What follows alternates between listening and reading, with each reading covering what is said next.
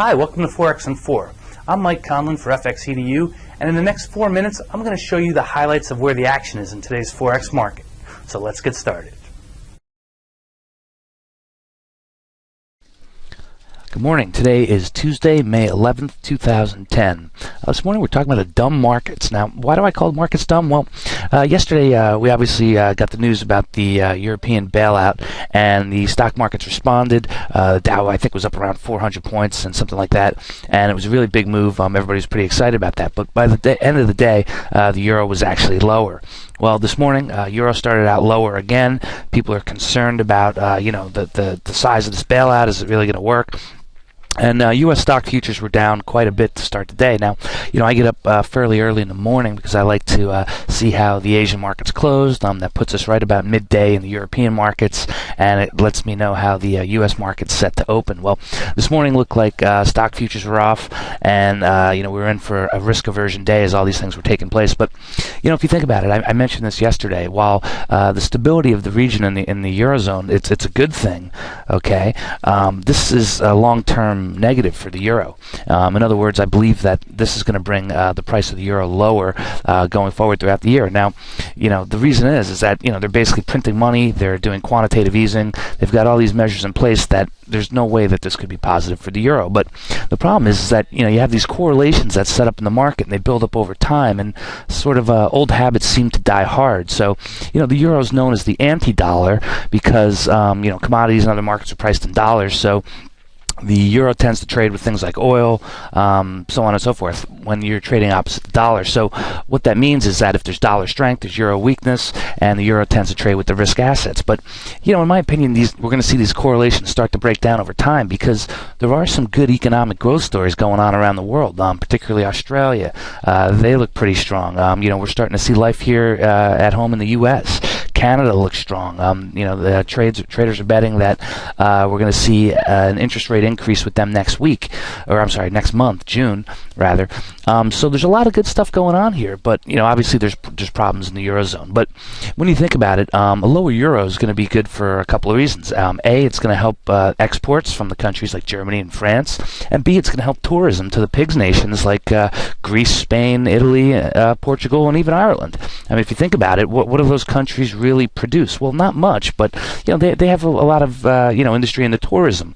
Well, when was the last time you went over to Europe? The last time I was there, I was shocked at the cost, and quite frankly, I kind of felt like a pauper just because the euro was that much higher than the dollar. So I have a feeling that this is going to do good things for them as tourism increases and things of that nature. But as you can see here, we're taking a quick peek at the 5-minute chart of the euro USD, and while the euro was lower to start the morning, all right, we see the reversal, and now it's going higher. Oil was also lower this morning. Oil's now higher. All right, so this is the market kind of holding on to these old correlations and saying, hey, wait a second, we're going to have to move the euro around as the anti-dollar, and quite frankly, the euro should be trading on its own merits, and the euro, I believe, is going to go lower due to all this quantitative easing. Now, as far as people talking about the size of the bailout, I think it's plenty sufficient how much money they have. I mean, it's not like, that they've set aside 750 billion euros, and all of a sudden everyone's going to show up looking for their piece of the pie in one day, and then boom, it's gone. Well, no, what this amount does is it allows yields to get lower for these countries, so that after they're finished using the emergency facilities to borrowing, they can actually go into the markets and borrow at reasonable rates. And that's the problem. I mean, it's not that listen, Greece could go out and they could borrow till the cows came home, but the problem is it's not economically feasible when the market's charging them 12%.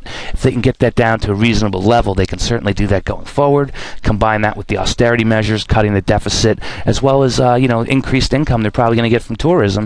And I think you're going to see a turnaround in that region. So, initially I was, concerned about this bailout, but in the end, I think it's going to be a pretty good thing. But nevertheless, expect to see a lower euro. And remember that, people still trade on these correlations. And, while it may or may not make sense anymore to do that, you have to do what the market's doing, basically, and not what you want it to do. So, some other news real quick. The pound started off lower, but it's higher. They've had great manufacturing numbers come in. Again, lower pound. pound has been good for the market. Part of the reason the pound was lower this morning was that there was news that this hung parliament, basically here's what happened. The Conservatives won a majority over the Labour Party, who was the incumbents, and they're going to be coming out. But this third party, the Liberal Democrats, came in and they won some seats as well. So if the Liberal Democrats throw their support behind the Labour Party, they're actually going to outnumber the Conservative Party, who won the elections. The problem was that the Conservative Party didn't win by a large enough margin to be able to set up a coalition government. So initially, it looked like the Liberal Democrats were going to join up with the Conservatives, and they were going to form a coalition, and that was going to be good for the change in government as they're expected to cut the deficit. But now it looks like the Lib Dems may be going back to the incumbent party, the Labour Party, trying to put together a coalition, and that would actually be a majority over the Conservatives. So it's going to be interesting to see what happens there. But that's what's happening in the market today. Yeah, there's still concern out there about the Eurozone. Is this debt problem finished? No, not at all. But now that they have a facility in place that these countries can go and access it, the market should calm down and confidence should return to the Eurozone. And in time, I think we're going to see money start pouring back in over there, which is going to help them get their debt problems under control. So that's what we're seeing in the market. Market started off as a lot of risk aversion, but now I think we've seen it flip-flop to a little bit of risk-taking. How this day ends is anyone's guess, but I'm guessing that we may see stocks slightly lower to even positive. So good trading to all.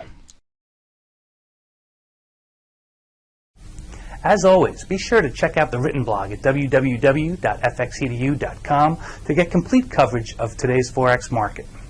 If you would like to learn more about how to trade the Forex market from professionals like myself, be sure to check out our affordable Forex trading courses.